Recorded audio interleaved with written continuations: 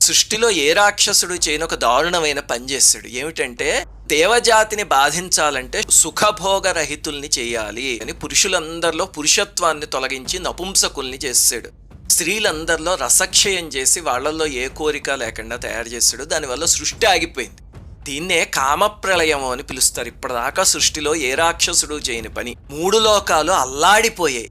దేవతలందరూ త్రిమూర్తుల్ని వేడుకుంటే వాళ్ళు కూడా ఈ సృష్టిలో ఉన్న మేమేమి చేయలేము, బ్రహ్మాండాలకి అవతల మణిద్వీపం ఉంది, అక్కడ లలితాదేవి శంభుడు అధిదేవతలు, అక్కడికి వెళ్దాం పదండి అని వెళ్తే అప్పుడు పరమేశ్వరుడు ఆదేశంతో అందరూ కలిసి లలితాత్మకమైన ఒక యజ్ఞం చేశారు. యజ్ఞంలో పరమేశ్వరుడే చిదగ్నిని సృష్టించి వేస్తే వీళ్ళందరూ లలితాదేవి యొక్క షోడశి మంత్రాన్ని చేసి తమ తమ శక్తుల్ని అందులో ఆహుతులు కింద వేశారు. అప్పుడు అమ్మవారు ఆ చిదగ్ని కొండ నుంచి ఆవిర్భవించారు. ఎలా ఆవిర్భవించారంటే కోటి సూర్య ప్రతీకాశం కోటి చంద్ర సుశీ